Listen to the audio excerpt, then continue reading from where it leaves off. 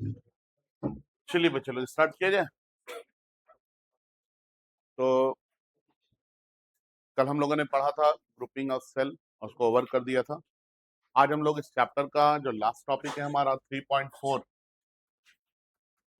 जिसका नाम है किरचॉफ्स लॉ।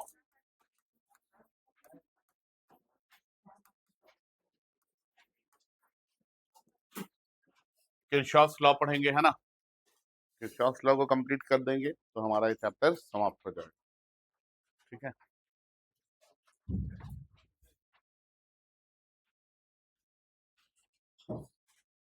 देखिए, सर्किट में जो करंट फ्लो करता है और सर्किट में जो पोटेंशियल होता है, इससे रिलेटेड किरचॉफ्स ने हम लोगों को दो लॉ दिया। ठीक है। पहले वाले को हम लोग बोलते हैं किरचॉफ्स फर्स्ट लॉ। किरचॉफ्स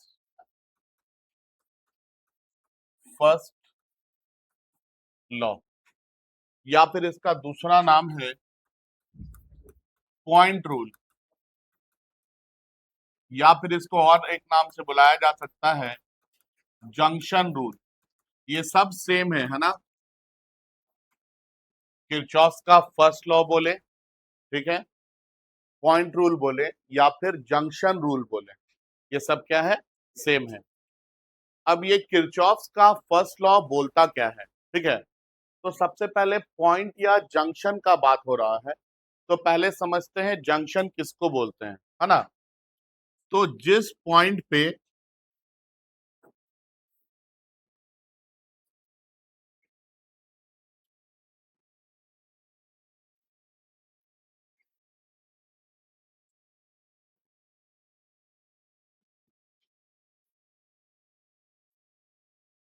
देखिए, जिस पॉइंट पे दो या दो से ज्यादा वायर आके कनेक्ट हो रहे हैं, उस पॉइंट को हम क्या बोलेंगे, जंक्शन बोलेंगे। तो ये यहाँ पे क्या हो गया, जंक्शन है। ये वायर है और मान लेते हैं इस वायर से करंट फ्लो कर रहा है I1, इस वायर से करंट फ्लो कर रहा I2, इस वायर से करंट फ्लो कर रहा I3, इससे करंट फ्लो कर रहा I4 और इससे करंट फ्लो कर रहा है I5। ठीक है। अब किरचॉफ का फर्स्ट लॉ क्या बोलता है, ये बात समझेंगे, है ना। ये बोलता है कि किसी भी जंक्शन पे, क्या बोलता है, किसी भी जंक्शन पे आप जब इलेक्ट्रिक करंट का अलजेब्रिक सम निकालेंगे ना, तो ये अलजेब्रिक सम ऑलवेज कितना आएगा, जीरो आएगा। कितना आएगा, जीरो। ठीक है। किसी भी जंक्शन पे आप जब इलेक्ट्रिक करंट का अलजेब्रिक सम निकालेंगे तो वो अलजेब्रिक सम ऑलवेज कितना आएगा, जीरो आएगा। याद रहेगा ये बात। ठीक है। इसका मतलब क्या हो गया, देखिए आ रहा है करंट कौन कौन, I1, I2, I3। आने वाले को मैंने पॉजिटिव लिख दिया, तो I1 plus I2 plus I3। जा रहा है I4 और I5, ये जंक्शन से दूर जा रहा है ना, तो जाने वाले को हम लोग क्या बोलेंगे, नेगेटिव। तो ये क्या हो जाएगा, -I4 -I5, और ये वैल्यू ऑलवेज कितना होगा, जीरो। ये -I4 -I5 को उधर कर दीजिए तो आपको क्या मिलेगा, आपको मिलेगा I1 plus I2 plus I3 is equal to I4 plus I5।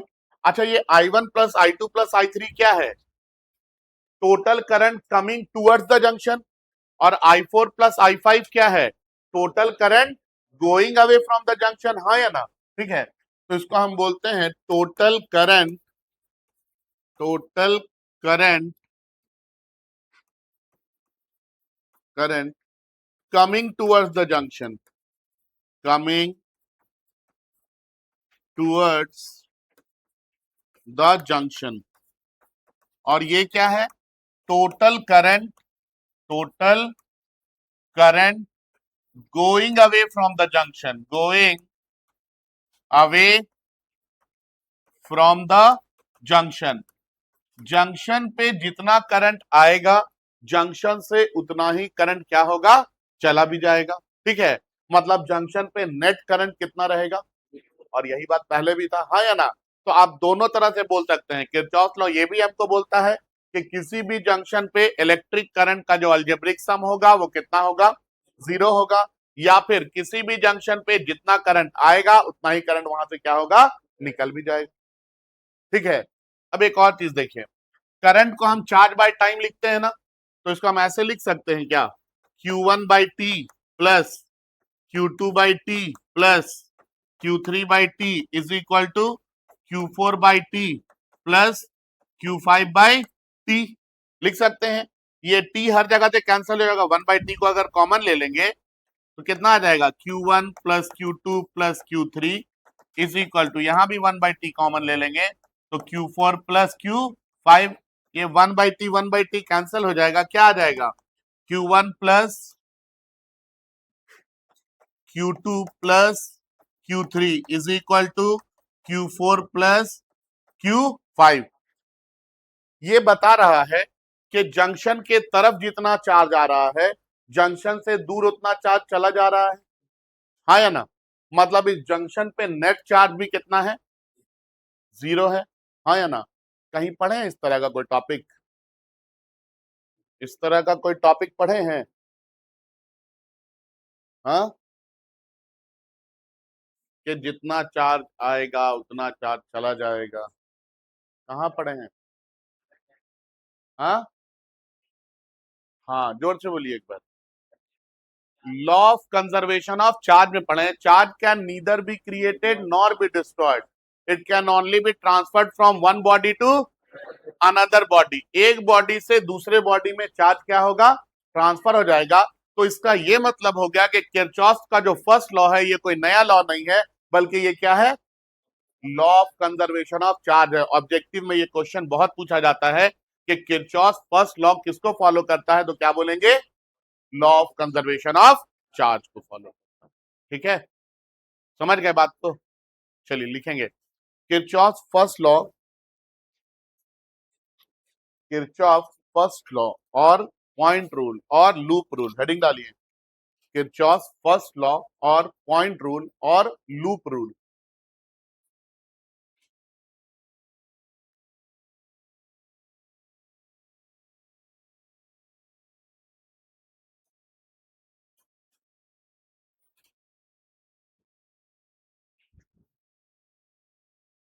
It states that it states that algebraic sum of electric current, it states that algebraic sum of electric current,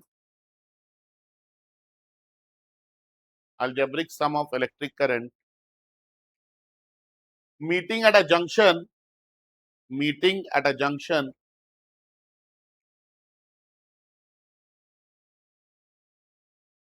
is always zero, is always zero, is always zero. That is total current coming towards the junction, that is total current coming towards the junction, total current coming towards the junction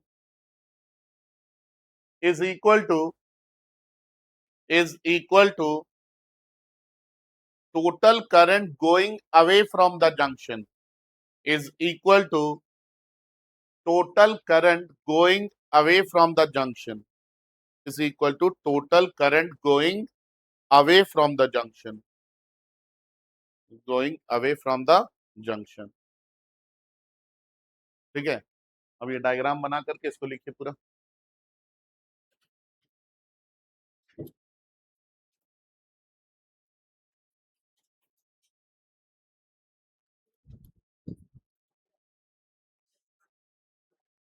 चलिए तो लिखेंगे, अब इसके नीचे note में लिखेंगे, note,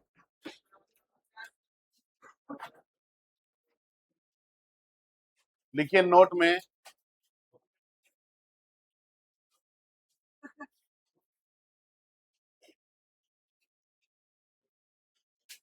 लिखिए Kirchhoff first law, Kirchhoff first law is not a new law, is not a new law, Kirchhoff's first law is not a new law, but it is but it is law of conservation of charge. But it is law of conservation of charge. But it is law of conservation of charge.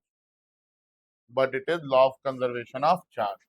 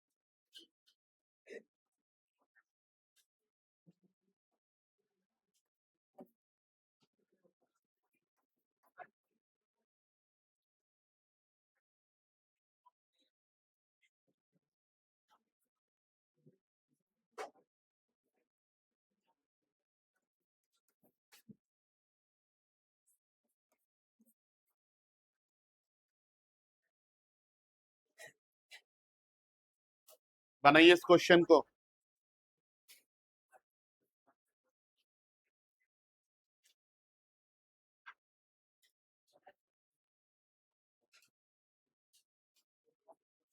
चलिए चलो start किया जाए। तो कल की class में हम लोगों ने पढ़ा है किरचॉफ्स का फर्स्ट लॉ, यही पढ़े थे। आज हम लोग पढ़ेंगे Kirchhoff second law.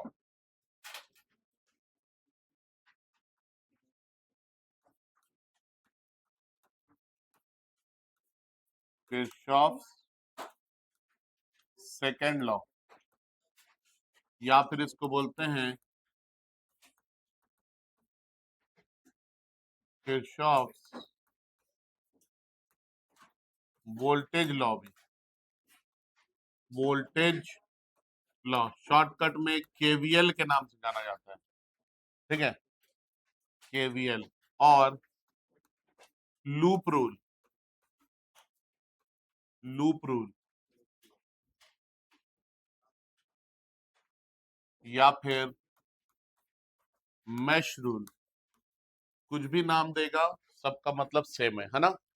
Kirchhoff second law, Kirchhoff voltage law, loop rule या फिर मैश रूल। अब लूप का मतलब क्या होता है? लूप का मतलब होता है क्लोज पाथ, हाँ या ना। तो किरचॉफ का सेकंड लॉ जो है ये क्लोज पाथ में काम करता है। ठीक है, क्लोज लूप में काम करता है। अब समझते हैं कि ये आखिर बोलता क्या है। ठीक है, मान लीजिए कि कोई इलेक्ट्रिकल सर्किट है और इस सर्किट से मैंने एक पार्ट कट करके इस तरह से निकाल लिया है। ठीक है, ये है रेजिस्टेंस R1, ये है रेजिस्टेंस R2 और ये है रेजिस्टेंस R3। ठीक है, R1 से जो करंट फ्लो कर रहा है इसको I1 मान लिए हैं, R2 से जो करंट फ्लो कर रहा है इसको I2 मान लिए हैं और R3 से जो करंट फ्लो कर रहा है इसको I3 मान लिए हैं। अब सुनेंगे क्या बोलता है किरचॉफ का सेकंड लॉ। ये बोलता है कि करंट और रेजिस्टेंस का जब आप प्रोडक्ट लेंगे, करंट और रेजिस्टेंस का प्रोडक्ट लेंगे और इसका अलजेब्रिक सम करेंगे, मतलब ऐड कर देंगे उसको। ठीक है, तो वो किसके बराबर होगा? तो इस लूप में जो नेट ईएमएफ होगा, जितना सेल लगा होगा, ये उसके बराबर होगा। ठीक है, क्या बोलता है? The product of current and resistance का जो अलजेब्रिक सम है ये किसके बराबर होगा? तो इस लूप में जो नेट ईएमएफ होगा उसके बराबर होगा। लेकिन आपको यहाँ पे करंट का फ्लो देखना पड़ता है।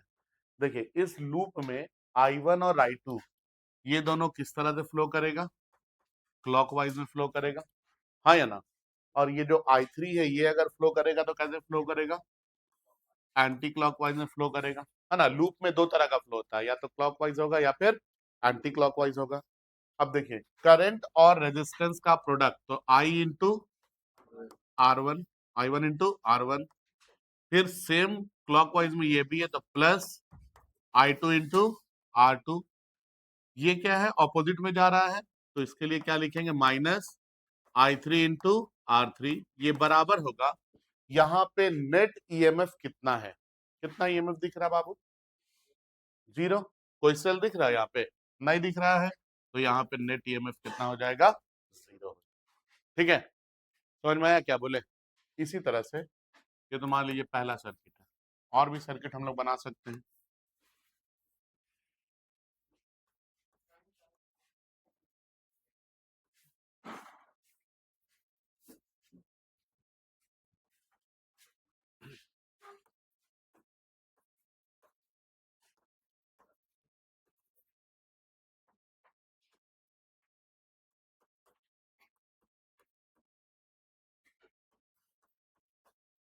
बताइए यहाँ पे क्या लिखेंगे, पहले करंट का डायरेक्शन देखिए, I1 और I2 क्लॉकवाइज और I3 एंटी क्लॉकवाइज, हाँ या ना।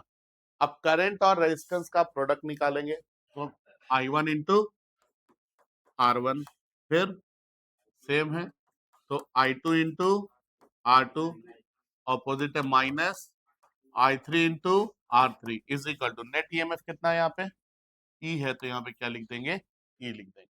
ठीक है, कोई दिक्कत नहीं है ना। इसके बाद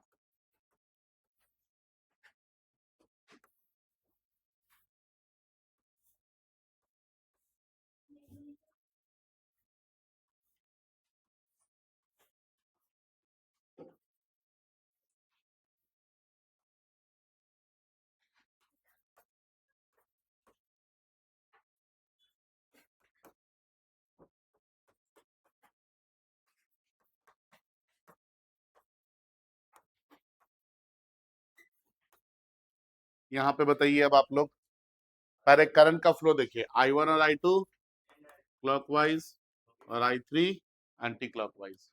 बताइए अब क्या लिखे, I1 into R1 plus I2 into R2 minus I3 into R3 is equal to net EMF E1, नहीं देखिए ये पॉजिटिव ये पॉजिटिव, हाँ या ना। ये अगर सेल यहाँ से करंट निकल रहा है तो यहाँ से क्या हो रहा है, इंटर कर रहा है, तो ये अगर डिस्चार्ज है तो ये क्या है, चार्ज है, तो क्या लिखेंगे, E1 माइनस E2 लिखेंगे, याद रहेगा।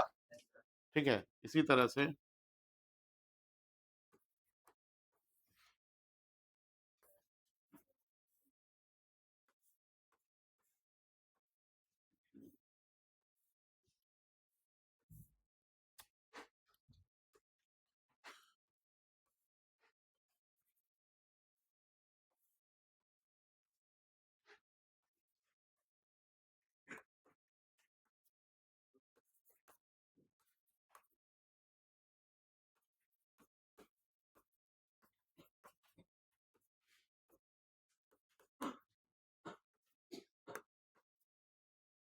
ठीक है, फिर वही करंट का फ्लो देख लेना है। और अब बताइए क्या लिखे, I1 R1 plus I2 R2 minus I3 R3 equal to, ये पॉजिटिव नेगेटिव से कनेक्टेड है, क्या लिख देंगे, E1 प्लस E2। कोई दिक्कत नहीं ना। ये बात हम लोग को कौन बोला, किरचॉफ ने बताया। ठीक है, लिखेंगे किरचॉफ सेकंड लॉ, लिखेंगे इसमें, इट स्टेट्स दैट, हेडिंग में डालिए Kirchhoff second law, Kirchhoff voltage law, या फिर लूप रूल, या फिर mesh rule.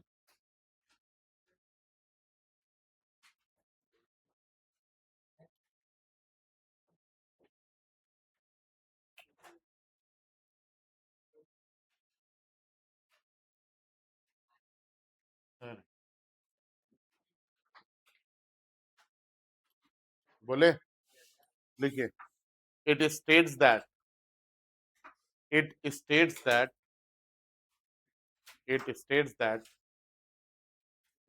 the algebraic sum of the algebraic sum of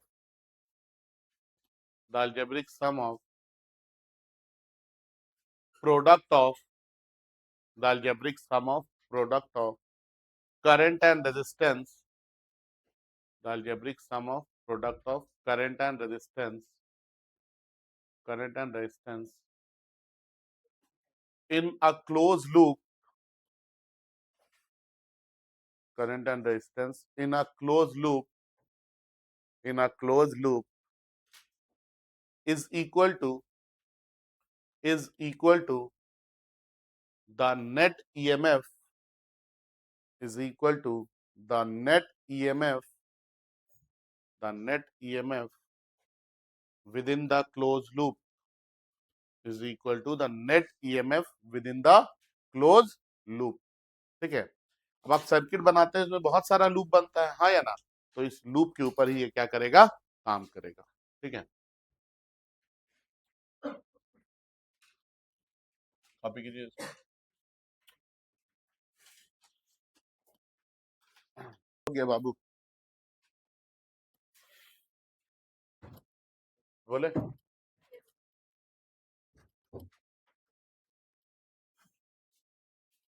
बना लिए सब लोग।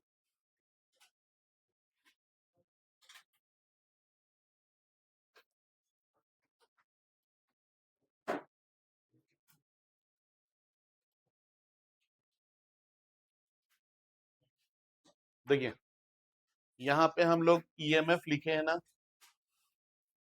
ये ईएमएफ है, मतलब क्या है, ये इलेक्ट्रिक पोटेंशियल एनर्जी है। ये इलेक्ट्रिक पोटेंशियल एनर्जी की वजह से यहाँ पे करंट फ्लो कर रहा है, मतलब इलेक्ट्रिकल एनर्जी मिल रहा है, हाँ या ना। ये सेल्फ डिस्चार्ज हो रहा है तो यहाँ पे क्या हो रहा है, करंट का फ्लो हो रहा है, मतलब यहाँ पे एनर्जी हमको मिल रहा है।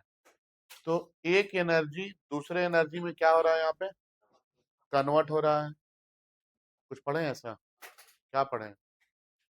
Law of conservation of energy, energy can neither be created nor be destroyed, it can only be transferred from one form to another form, हाँ या ना। यहाँ पे सेम काम हो रहा है।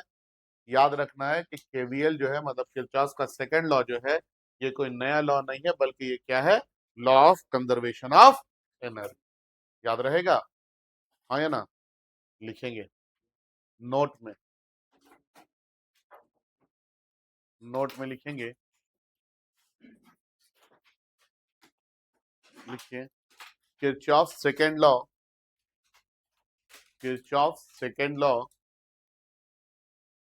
is not a new law.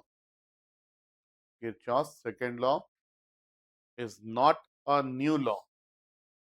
Is not a new law. Is not a new law. But it is law of conservation of energy. But it is law of conservation of energy.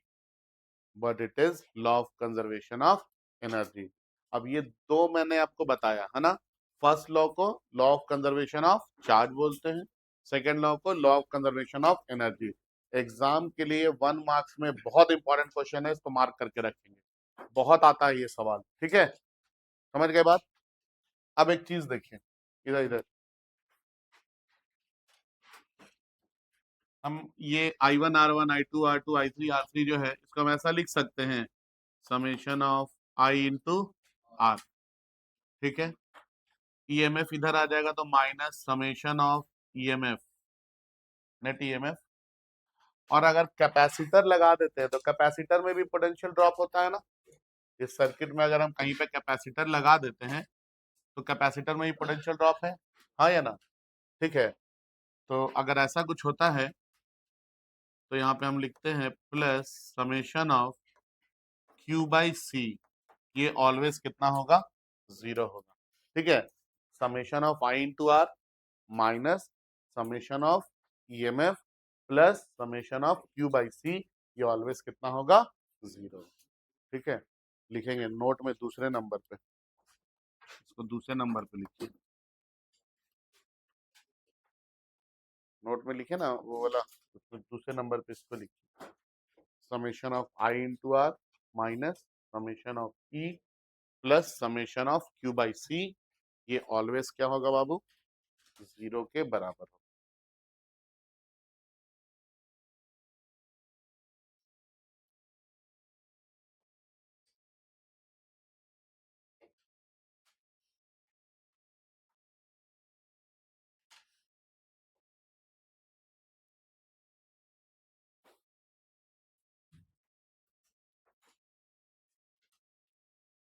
पढ़ाए थे ना capacitor में C is equal to Q by V, तो V equal to क्या होगा, Q by C, तो V is also potential, I into R भी potential है, EMF भी क्या है, पोटेंशियल ही। ठीक है, लिख लिए, ये जनरल फॉर्म है ना।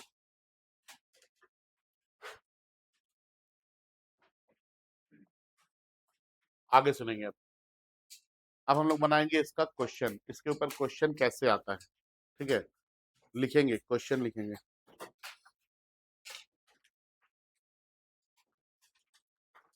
Find the amount of current, find the amount of current flowing through each resistor,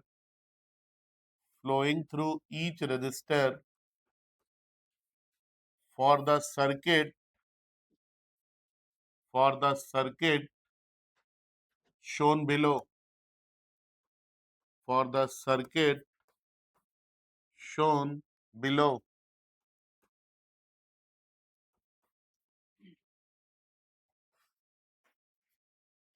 देखिए, आपको हर एक रजिस्टर से करंट बताना है, ठीक है, कितना फ्लो कर रहा है इस सर्किट के लिए। ठीक है, इस सर्किट में कितना रजिस्टर, 3 रजिस्टर लगा है ना, एक 2 ओम का, एक 1 ओम का और एक ये 2 ओम का। ये इसको थोड़ा चेंज कर देते हैं क्योंकि दोनों 2-2 हो जाएगा, तो 3 कर देते हैं। ठीक है ना। तो अब हमको तीनों रजिस्टर से बताना है कि कितना कितना करंट फ्लो करेगा।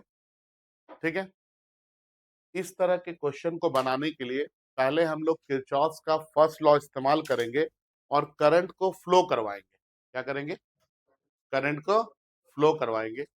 इसके बाद हम लोग किरचॉफ का सेकेंड लॉ इस्तेमाल करेंगे और जो इक्वेशन आया था वो इक्वेशन लिखेंगे। ठीक है, और उस इक्वेशन के हिसाब से फिर हम लोग इस क्वेश्चन को क्या करेंगे, सॉल्व करेंगे। ठीक है, अब आपको जब आपको करंट को फ्लो करवाना है तो फ्लो करवाने का मैंने तरीका तो बताया था। ठीक है, सर्किट आपका है, फ्लो जैसे मन है वैसे करवा लीजिए। ठीक है, मान लीजिए कि यहां से मैंने करंट निकाला आई, तो ये आई करंट इधर आएगा एक पार्ट, और एक पार्ट इसका इधर जाएगा। मान लीजिए इधर I1 गया तो इधर कितना जाएगा, I माइनस I1। मैंने बोला ना आपको minimum number of variable use करेंगे। अब ये I1 इधर आएगा, फिर ये इधर आएगा, इधर से ये I माइनस I1 इधर आएगा, इधर तक आएगा I माइनस I1, और इधर में फिर कितना इंटर कर जाएगा, I। ये करंट को फ्लो करवा लिए। ठीक है, अब होता क्या है ना कि हम लोग बहुत कंफ्यूज होते हैं क्लॉकवाइज एंटी क्लॉकवाइज को लेकर के। एक ऐसा जुगाड़ बताएंगे जो दुनिया के सारे सवाल में लगेगा और सब सही बनेगा। ठीक है, समझिए क्या, आपको समझ में नहीं आ रहा है कि हम एंटी क्लॉकवाइज घुमाएं कि क्लॉकवाइज घुमाएं, क्योंकि होता क्या है कि ऐसे घुमाएं सर ये वाला हम क्या करें, इसमें एंटी क्लॉक घुमाएंगे क्लॉकवाइज घुमाएंगे। तो आप सिंपल क्या कीजिए, इस तरह से इसको बना लीजिए और दोनों में सेम तरह से फ्लो करवाइए। इसमें मान लीजिए एंटी क्लॉक है तो इसमें भी क्या कीजिए, एंटी क्लॉकवाइज डायरेक्शन दिखाइए। ठीक है, अब आप मार्किंग कीजिए A B C D E F।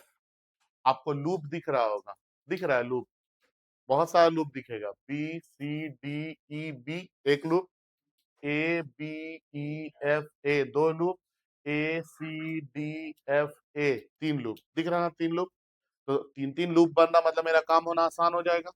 ठीक है, मेरे पास तो वेरिएबल दो ही है। चलिए यहाँ पे आए, अब आप कोई भी एक लूप कंसिडर कीजिए। मान लीजिए कि आप ये वाले लूप को आप कंसिडर किए। ठीक है, B C D E B। ठीक है, considering loop C D E B, ये लूप आप कंसीडर किए, ठीक है। अब जो बात हम बता रहे हैं उस बात पे आप लोग क्या करेंगे, ध्यान देंगे, ठीक है।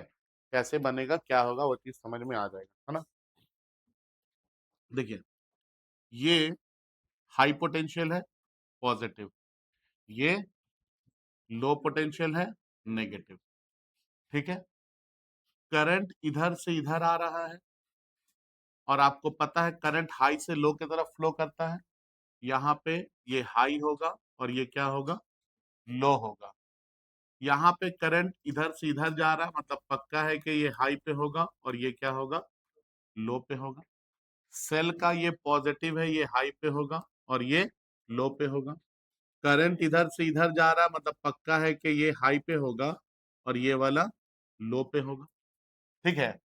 हाई और लो हम लोगों ने कैलकुलेट कर लिया, ठीक है। अब होता क्या है, यहाँ पे हम लोग एक कॉन्सेप्ट यूज करते हैं जिसको हम बोलते हैं बढ़ती घटती कॉन्सेप्ट। क्या, बढ़ती घटती कॉन्सेप्ट, ठीक है। अब ये बढ़ती घटती कॉन्सेप्ट क्या है, कोई भी चीज बढ़ रहा है तो ऐड होगा, कोई भी चीज घट रहा है तो सब्सट्रैक्ट होगा। पॉजिटिव से नेगेटिव जा रहे हैं तो घटेगा और नेगेटिव से पॉजिटिव आएंगे तो बढ़ेगा। ये सब चीज तो बेसिक चीज पता है ना यार। अगर नेगेटिव से पॉजिटिव की तरफ आ रहे हैं तो क्या हो रहा है, चीजें बढ़ रही हैं, और पॉजिटिव से नेगेटिव की तरफ जा रहे हैं तो चीजें क्या हो रही हैं, घट रही हैं, ठीक है। आइए अब हम लोग यही कॉन्सेप्ट यहाँ पे लगाएंगे loop B C D E B में, ठीक है। स्टार्ट करें, देखिए आप यहां से स्टार्ट करते हैं, ठीक है ना। नेगेटिव से पॉजिटिव आए, यहाँ ये नेगेटिव है ना सेल का, यहां से इधर पॉजिटिव आए, घटती की बढ़ती, बढ़ती, हाँ या ना, ऐड होगा मतलब प्लस में लिखेंगे 27। आगे बढ़िए, इधर पॉजिटिव से नेगेटिव गए, घटती, और करंट को मल्टीप्लाई करना है किससे, रेजिस्टेंस से, आई इंटू आर करना है ना, ठीक है। पॉजिटिव से नेगेटिव का तो घट गया और घटा तो क्या करेंगे, माइनस, क्या लिखेंगे, 2 × I - I1। फिर आगे बढ़िए, इधर पॉजिटिव से नेगेटिव आए, क्या हुआ, घटती, घटती मतलब माइनस, तो रेजिस्टेंस कितना है 1 और करंट कितना है I, तो 1 × I, this is equal to कितना, 0, ठीक है। अब इसको एक्सप्रेशन बनाइए, 27, ये मल्टीप्लाई कर दीजिए अंदर में, तो -2I, माइनस मिल के प्लस 2I1 और ये -I इक्वल टू कितना, 0। -I -2I कितना हो जाएगा, -3I, तो ये आ जाएगा कितना, 27 - 3I plus 2I1 equal to कितना, 0। -3I और प्लस 2I1 को उधर भेज दीजिए, क्या मिलेगा आपको, आपको मिलेगा 3I - 2I1 is equal to 27। एक इक्वेशन बन गया हमारा, बन गया ना, ठीक है। अब फिर कोई दूसरा लूप ले लीजिए, कौन सा लूप लेंगे, कौन सा, considering loop B E F A B, ठीक है,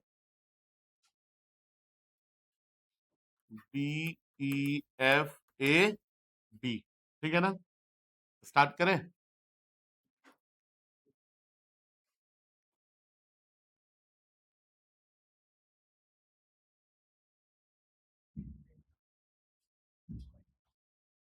चलिए देखिए, नेगेटिव से यहां से स्टार्ट करते हैं, नेगेटिव से पॉजिटिव आए, क्या लिखेंगे,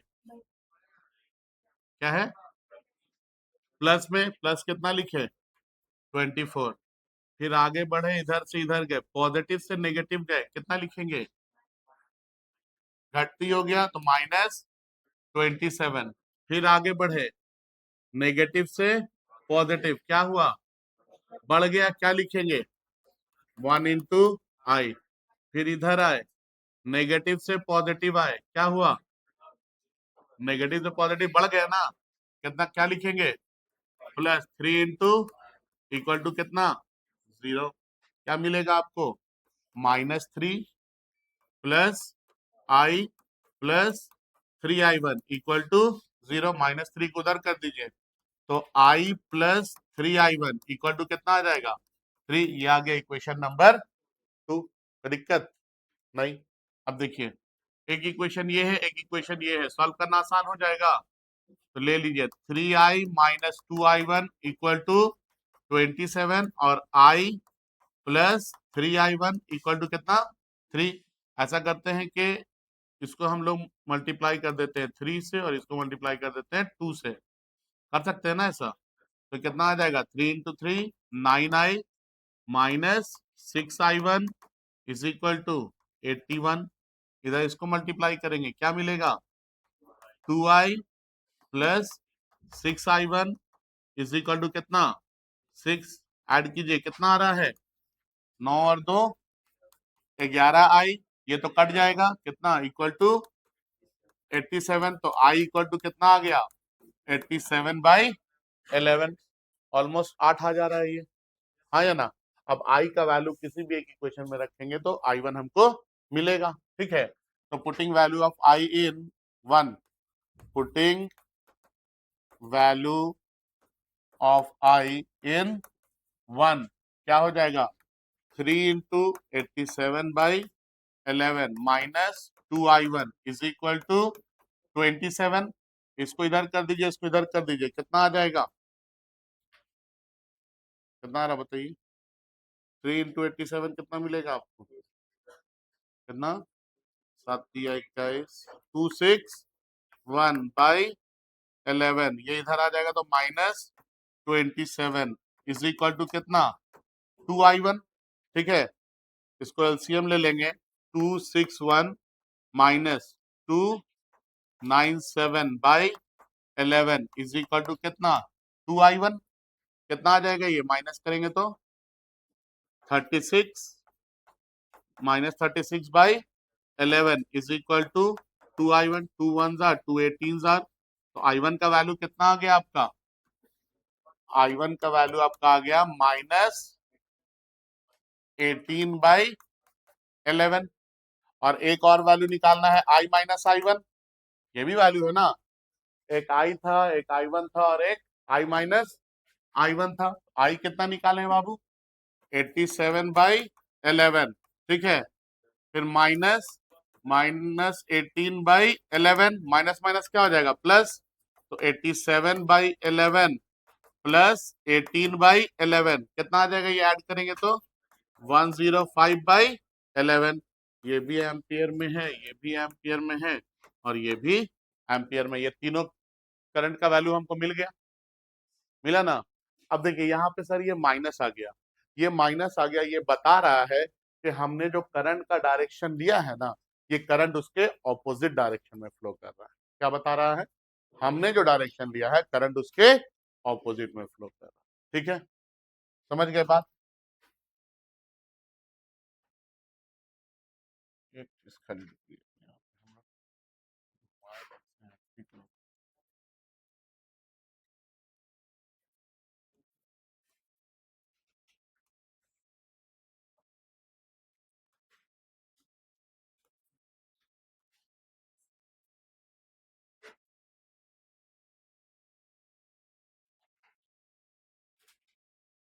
ये समझ में आया कैसे बनेगा क्वेश्चन, बोलिए।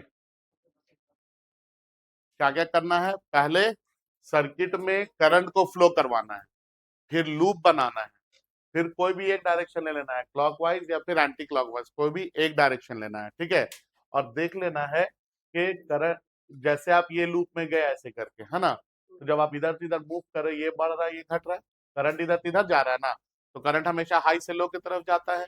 तो हाई से लो मतलब ये पॉजिटिव है और ये नेगेटिव है। तो इस तरह से आपको इसको क्या करना है, फ्लो करवाना है। ठीक है, अब हाई से लो गया तो बढ़ा, बढ़ा तो सॉरी हाई से लो गया तो घटा, घटा तो माइनस, और लो से हाई गया तो, लो से हाई अगर जा रहा है तो फिर क्या हो रहा है, बढ़ रहा है, और बढ़ रहा है तो प्लस। ठीक है, बस इतना ही कॉन्सेप्ट है, इसमें आपका क्वेश्चन बन जाए। कॉपी कीजिए इसको।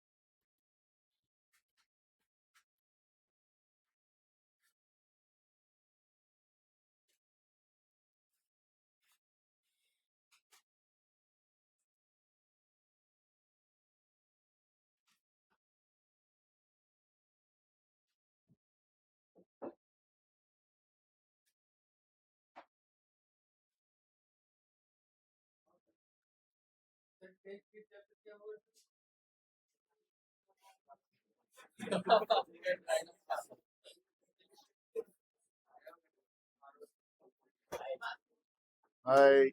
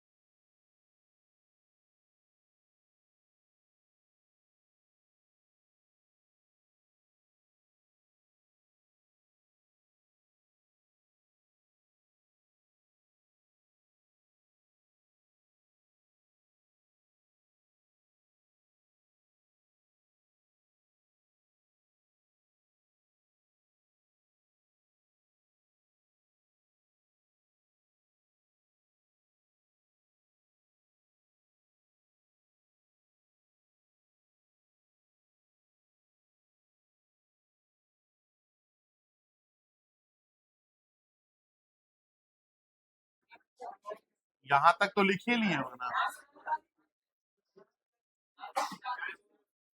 बस बस हल्ला नहीं।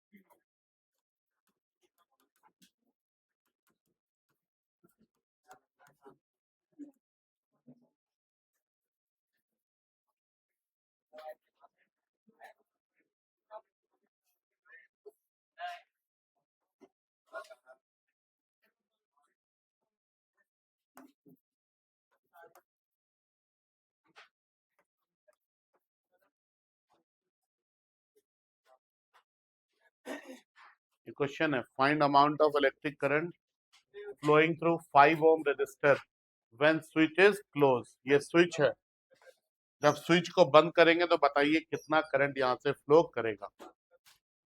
बस बस, बातचीत नहीं।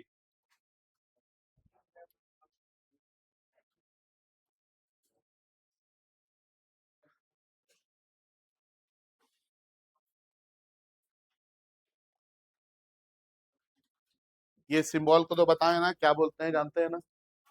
क्या है ये? क्या है ये सिंबल? अर्थिंग है, अर्थिंग।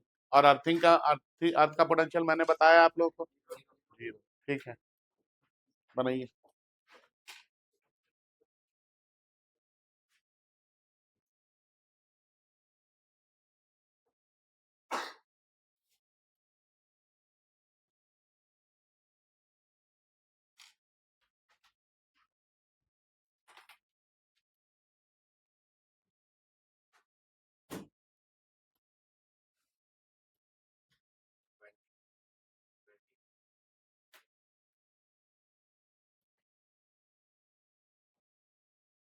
कितना बोले?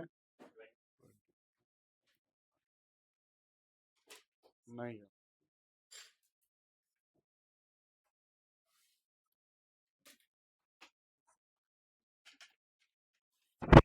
देखिए होता क्या है, कैसे बनेगा, है ना? सुनेंगे, है ना? देखिए इधर देखिए, आप स्विच को किए बंद, जैसे स्विच बंद हुआ ना, यहां से भी करंट फ्लो किया, यहां से भी करंट फ्लो किया। देखिए इधर देखिए, ठीक है, ये करंट I1 यहां तक आया, I2 यहां तक आया। यहां पे आने के बाद क्या होगा, इधर जाएगा। मान लेते हैं ये करंट कितना है, I है, तो I इक्वल टू कितना हो जाएगा, I1 प्लस I2 के बराबर हो जाएगा। अब देखिए, हमको यही करंट का वैल्यू जानना है। ये अर्थिंग है, मतलब यहाँ का पोटेंशियल कितना है, 0 है। अगर बच्चे लोग, हम लोग इस पॉइंट का पोटेंशियल पता कर ले तो क्या हमारा काम नहीं हो जाएगा? हो जाएगा। Potential difference by resistance current दे देगा, है ना? समझ में आ रहा क्या बोल रहे हैं? ये V not minus 0 divided by resistance कितना, 5, ये हमको क्या दे देगा, करंट दे देगा, हाँ या ना? तो हम लोग कोशिश करेंगे कि V नॉट का वैल्यू निकालते हैं। आप यहाँ पे अगर देखेंगे तो ये क्या है, I is equal to I1 plus I2 है, यही है ना? अब देखिए, I बोले तो I इक्वल टू क्या था, V बाई R, यही होता है। तो आप बताइए, यहाँ पे करंट जब I फ्लो कर रहा, तो यहाँ और यहाँ के बीच का पोटेंशियल डिफरेंस कितना, V not minus 0 divided by 5 होगा ये। This is equal to I1, ठीक है, करंट हाई से लो में जा रहा है, क्या लिखेंगे, 20 minus V not divide by R कितना, 4। यहाँ पे आ जाइए, हाई से लो में जा रहा, I2 है ना, क्या लिखेंगे, 10 minus V not divided by 2। यहां से V नॉट निकाल लेंगे। क्या आ जाएगा ये वी नॉट बाई 5 प्लस, इसको क्या लिख सकते हैं हम लोग, सॉरी प्लस में, equal to 20/4 minus V not by 4 प्लस 10/2 माइनस वी नॉट बाई 2। ये कर देंगे तो कोई दिक्कत है क्या? नहीं ना। 2 1s are 2 5s are 2 1s are 2 5s are minus V not by 4 और माइनस वी नॉट बाई 2 को इधर ले आइए तो इधर आके प्लस हो जाएगा। कितना मिलेगा? V not by 5 plus V not by 4 plus V not by 2 is equal to कितना आ जा रहा है? 5 और 5 10 आ जा रहा है। एलसीएम ले लेंगे, कितना होगा? 20, 5 चौके 20 तो 4 4 पचे 20 तो प्लस 5 V0 तो इंटू 10 कितना आ जाएगा? 10 V0 इज इक्वल टू कितना? 10 तो उसको उधर भेज दिए, 10 5 15 और 4 19, 19 V0 इक्वल टू कितना? 200। तो V0 इक्वल टू कितना आ गया? 200/19, इतना वोल्ट आ गया। अब आपको करंट I निकालना है तो I इक्वल टू क्या होगा? V0 minus 0 divided by 5। V0 का वैल्यू कितना है? 200/19 माइनस 0 को छोड़ देते हैं, डिवाइडेड बाई कितना? 5। 5 1s are 5, 40s are तो 40/19, 40/19 मतलब क्या? 2.0 समथिंग आ जाएगा, 2.1 यही होगा ना, है या ना? 2.01 एम्प। समझे कैसे बनेगा? तो यहाँ पे हम लोग ज्यादा कुछ नहीं लगाए, सेकंड लॉ तो लगा ही नहीं, ये सिर्फ फर्स्ट लॉ से बन गया, हाँ या ना? यही था ना।